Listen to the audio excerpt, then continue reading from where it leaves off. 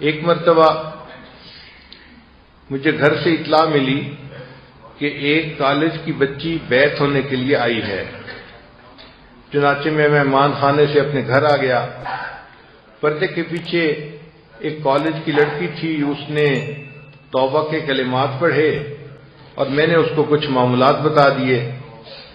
معاملات پوچھنے کے بعد وہ کہنے لگی کہ حضرت آپ مجھے گائیڈ کریں کہ مجھے اب کیا کرنا چاہیے۔ میں نے پوچھا کہ آپ نے پہلے کیا کیا ہے؟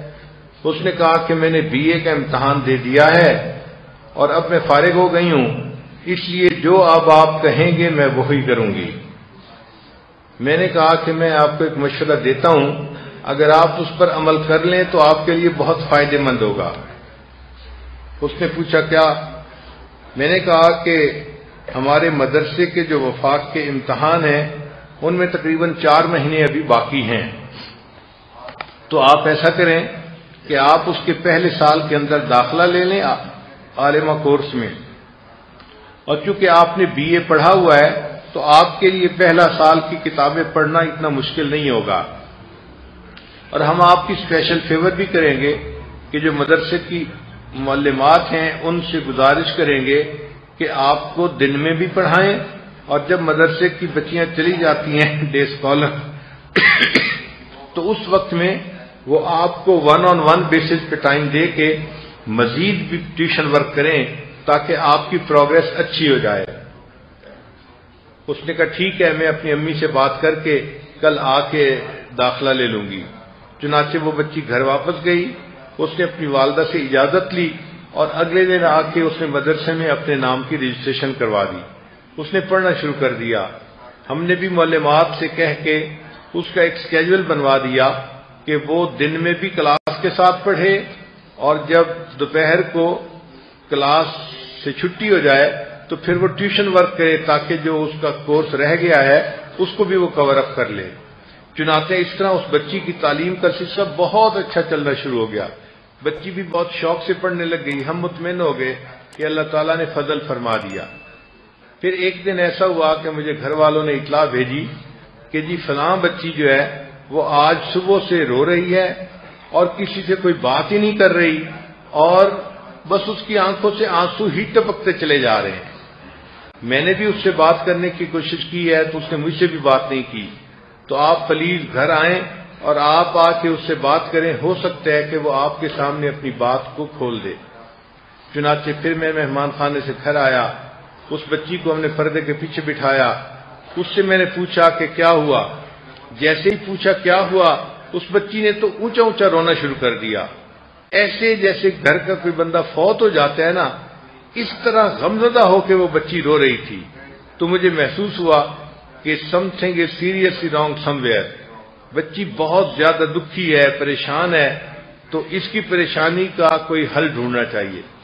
چنانچہ تھوڑی دیر کے بعد میں نے اس بچی سے کہا کہ آپ ذرا میری بات تو سنیں، مگر وہ اتنا رو رہی تھی کہ میری بات تو اس تک شاید پہنچ ہی نہیں رہی تھی۔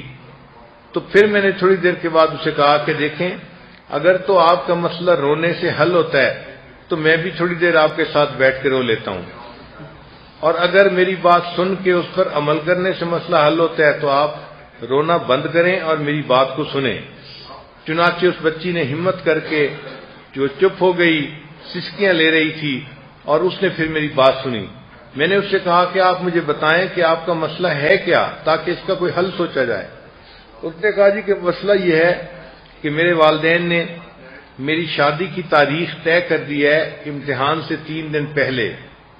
اب اگر امتحان سے 3 دن پہلے میری رخصتی ہو جائے گی تو میں تو ان دنوں میں امتحان نہیں دے سکتی، میرا تو سال ضائع ہو گیا، اور میں انکار بھی نہیں کر سکتی، اور والدین کے فیصلے ہیں، انہوں نے فیصلہ بھی کر دیا اور اناؤنس بھی کر دیا۔ تو میں نے کہا اچھا یہ مجھے بتاؤ کہ تمہاری شادی ہو کہاں رہی ہے، رشتہ داروں میں یا کہیں باہر؟ اس نے کہا نہیں، میری پھوپھی کا بیٹا ہے، میرا فرسٹ کزن ہے، اس کے ساتھ ہو رہی ہے۔ میں نے کہا اچھا اب میری ایک بات سنو کہ پھوپھی کا بیٹا یا اتنا فرسٹ کزن، آدمی کو کچھ نہ کچھ اس کی شخصیت کا اندازہ ہوتا ہے۔ کہتے ہیں ہاں میں بچپن میں ہم اکٹھے کھیلتے تھے، میں جانتی ہوں اس کو کہ اس کی شخصیت کیسی ہے۔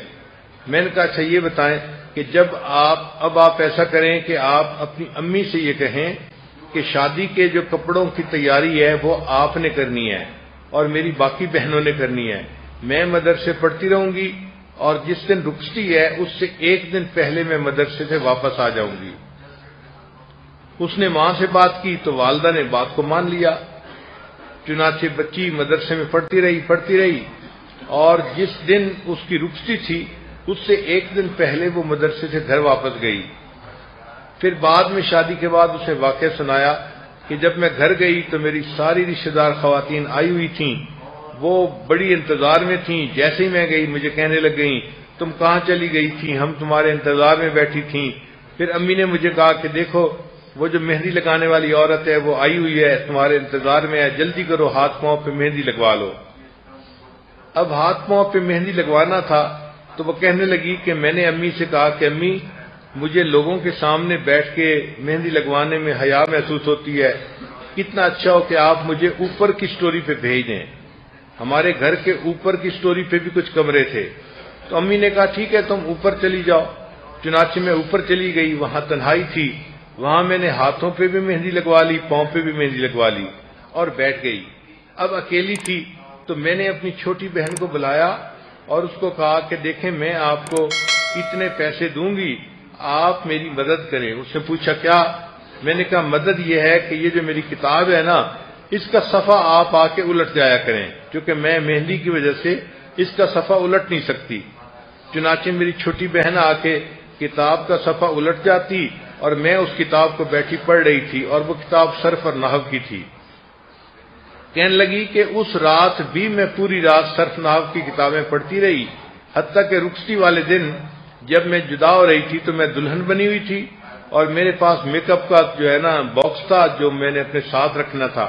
اسی باکس کے ساتھ میں نے صرف اور نحو کی کتابیں بھی اپنے ساتھ رکھ لی. جب میں اگلے گھر گئی تو وہاں پر انہوں نے دلہن کو ریسیو کیا تو بہت ساری خواتین تھیں جو آ گئیں کمرے میں، باتیں کرتی نہیں.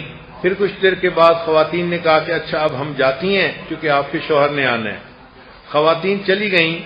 وہ کہنے لگی کہ میں اب دلہن بنی بیٹھی ہوں اور میں اس گھونگھٹ کے اندر کتاب چھوٹی سی تھی صرف نحو کی، وہ بیٹھی پڑھ رہی تھی اور میں صرف کی گردانیں یاد کر رہی تھی. حتیٰ کہ جب دروازہ کھلا اور مجھے پتہ چلا کہ میرا ہسبینڈ کمرے کے اندر آ رہا ہے تو میں نے ان دونوں کتابوں کو تکیے کے نیچے رکھ دیا اور اپنے ہسبینڈ کے ساتھ اپنا وقت گزارا. جب صبح فجر کی نماز پڑھی تو ہسبینڈ آیا. ہم تو آخر فرسٹ کزن تھے، طبیعتیں ایک دوسرے کو پہلے ہی جانتی تھیں اور اب تو ایک رات ہم نے اکٹھی گزار لی تھی تو طبیعتیں ایک دوسرے سے بہت زیادہ واقف ہو چکی تھیں. تو میں نے اپنے ہسبینڈ سے ناشتے کے وقت بات کی کہ میں ایک عربی کورس کر رہی تھی، اب میرے امتحان کا وقت بہت قریب آ گیا ہے، آپ پلیز اگر میری مدد کریں تو میرا 1 سال بچ سکتا ہے ورنہ میرا 1 سال ضائع ہو جائے گا. ہسبینڈ نے پوچھا کہ کیا؟ میں نے کہا کہ 2 دن کے بعد میرا پیپر ہے اور دلہن کو اپنے گھر سے نکلنے کی اجازت نہیں ہوتی. اب آپ نے مجھے کمرے امتحان میں پہنچانا ہے اور پیپر کے بعد وہاں سے لے کے آنا ہے. اس نے کہا اچھا میں کوئی اسکیم بناتا ہوں. چنانچہ اگلے دن اس نے اپنی امی سے بات کی کہ امی میں نے نیا سائیکل موٹر خریدا ہے اور آج کل میں نے آفس سے بھی چھٹی لی ہوئی ہے 1 ہفتے کے لیے، تو اگر میں ناشتے کے بعد اپنی بیوی کو گھمانے کے لیے شہر میں لے جاؤں 1 گھنٹے کے لیے تو کوئی اعتراض تو نہیں ہے؟ تو ماں اپنے بیٹے کو کیسے منع کر سکتی تھی؟ اس نے کہا ہاں بیٹا بیوی کو لے جاؤ مگر وہ وقت ہوتا ہے عورتوں کے آنے کا اور ملنے کا، تو اس کو جلدی گھر لے آنا. اس نے کہا ہاں امی میں جلدی گھر لے آیا کروں گا. چنانچہ اگلے دن کیا ہوا کہ اس دلہن کو اس کے خاوند نے سائیکل موٹر پہ بٹھایا اور صبح 8 بجے سے پہلے اس نے 15 منٹ پہلے ہمارے گھر میں پہنچا دیا. کیونکہ مدرسہ گھر کے بالکل قریب ہے اس لیے گھر میں میری اہلیہ نے اس بچی کی کچھ یونیفارم جو تھیں وہ دھلوا کے استری کروا کے رکھ دی تھیں. وہ دلہن آئی اور سیدھا اس کمرے میں چلی گئی. وہاں جا کے اس نے اپنے زیورات اتارے، کپڑے دلہن والے اتارے اور ایک عام اسٹوڈنٹ والے کپڑے اس نے پہن لیے جو سفید کپڑے ہوتے ہیں. پھر وہ سفید کپڑے پہن کے اپنے رول نمبر سلپ لے کے جامعہ میں آ گئی اور وہاں بیٹھ کے اس نے پیپر دیا. پیپر دینے کے بعد وہ دوبارہ اسی کمرے میں آئی اور اس نے اپنے طالبہ والے کپڑے اتارے اور دلہن والے کپڑے پہن کے میک اپ کر کے وہ دلہن کے طرح تیار ہو گئی، پھر اس کا ہسبینڈ اس کو لے کے واپس چلا گیا۔ اس طرح شادی کے ابتدائی دنوں میں اس بچی نے وفاق کا امتحان دیا، اور اللہ کی شان دیکھیں کہ جب رزلٹ آیا تو 80% سے زیادہ نمبر لے کے وہ پاس ہو گئی۔ تو اس کا مطلب یہ ہے کہ اگر بچیاں اپنے دل میں کوئی کمٹمنٹ کر لیتی ہیں تو اللہ نے ان کو اتنی ہمت دی ہوتی ہے کہ یہ اس کو کر گزرتی ہیں۔ تو دین کا علم حاصل کرنے کے لیے جتنی محنت کرنی پڑے، جتنی قربانی دینی پڑے، دینی چاہیے، اور اس علم کا